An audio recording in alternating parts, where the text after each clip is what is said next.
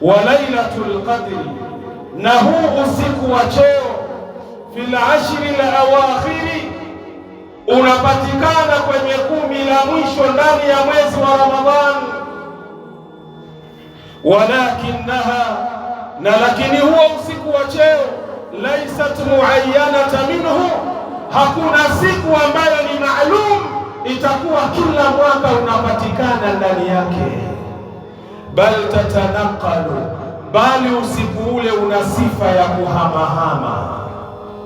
Fakad takuna lailata 27, uenda usiku wa cheo ukapatikana ndani ya tarehe 27 kwenye 10 la mwisho.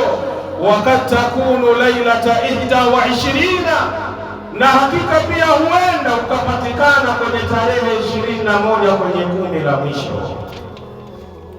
Wakad takunu ghairahuma, na hakika pia huenda ikawa ni kinyume na hizo siku mbili. Yani maana yake usiku wa cheo katika kuutafuta unatakiwa utafute 10 la mwisho lote ndani ya mwezi wa Ramadhani. Usiseme ya kwamba kuna siku maalum tarehe 27 ndiyo usiku wa cheo unapatikana, tarehe 21 ndiyo usiku wa cheo unapatikana. Hapana, sifa ya usiku wa cheo unahamahama, unapatikana kwenye zile siku ambazo kwamba zina sifa ya al-autar, ya umoja. Tarehe 21, tarehe 23, tarehe 25, tarehe 27, tarehe 29. Hizi ni siku ambazo kwamba mimi na wewe, Allah akitupa afya, Allah akitupa umri na nguvu, tunatakiwa usiku wa cheo tuutafute ndani ya siku hizo. Mtume sallallahu alayhi wasallam alibahatika kujua usiku wa cheo unapatikana kwenye tarehe gani, lakini Allah jalla fi ula akamsahaulisha Mtume Muhammad sallallahu alayhi wasallam. Hii yote ni kwa hikma ya Allah jalla fi ula, kwa sababu Mtume ingetuambia usiku wa cheo ikhwatal iman unapatikana ndani ya tarehe 27, 10 la mwisho kwenye mwezi wa Ramadhani, basi watu wengekuwa wanabweteka, wanakaa wanasubiri hiyo siku moja pekee ili waamke kwa ajili ya ibada mbalimbali wa upate usiku wa cheo.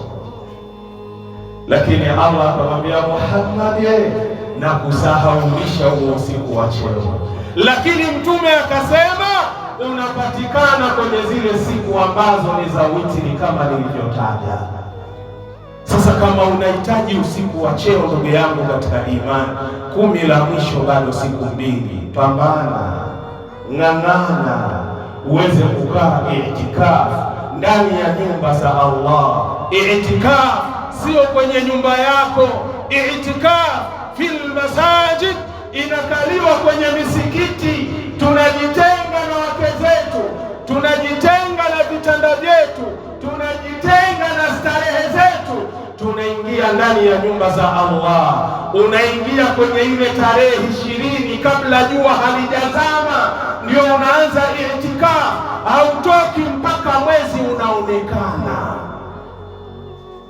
Hii ndio itikafu ambayo Mtume sallallahu alaihi wasallam alikuwa akiifanya. Wake zake anaonana nao siku ile ambayo mwezi umeonekana. Mwezi umeonekana, watu wanapiga takbira, Allahu akbar, Allahu akbar, ndio Mtume anaonana na wake zake, itikafu imemalizika. Kwa hiyo naomba tujitahidi ikhwata al-iman. Walidhalika, na kwa ajili hiyo, yambaghi al-ijtihadu fil ashri al-awakhir kulliha, inampasa kila mmoja ajitahidi katika hili 10 la mwisho lote ndani ya mwezi wa Ramadhani. Wa man fa'ala dhalik, na yule ambaye atalifanya hilo, yusibu lailatal qadri, ataupata usiku wenye cheo, wa yaksibu ajraha, na atapata malipo ya usiku wa cheo.